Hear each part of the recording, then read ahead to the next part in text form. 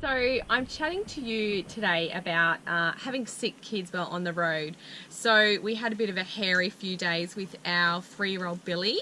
The poor little bugger got a little stomach bug, and Justin and I were up all night with him trying to catch spew. So I thought it was great to chat to you about dealing with that while you're traveling. So no one likes having a sick kid at the best of times, let alone being on the road in a caravan with 4 other people. I must admit we have been pretty lucky with sickness, and I put it down to the kids not being in school and daycare, and they're not picking up those regular germs.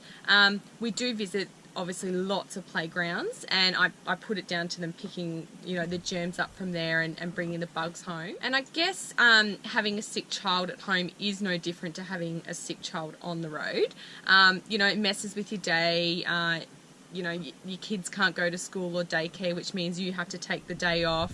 You're trying to still run a household while dealing with vomit and poo, and it's just not an ideal situation. For some reason, my kids always seem to get sick on a weekend in remote areas. Charlie got hand, foot and mouth, which if some of you don't know about that, it's a very, very common illness.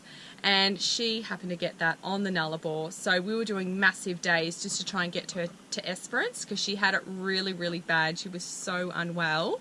And we were just legging it to Esperance so I could get her to the hospital there. So again, that was super tough, and I literally hated that experience.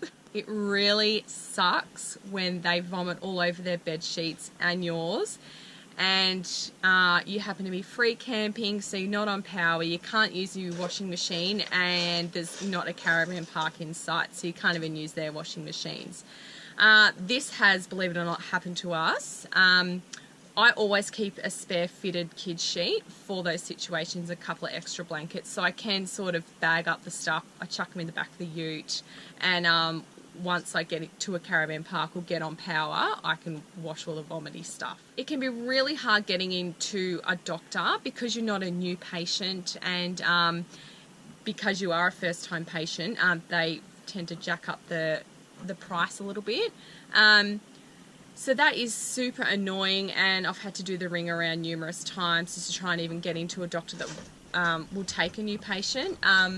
So what I have found is this awesome little website or phone call you can make actually. It's 1-800-BULK-BILL, and you can get on the website, type in your location, and it will tell you whereabouts in your area that there's a bulk billing doctor.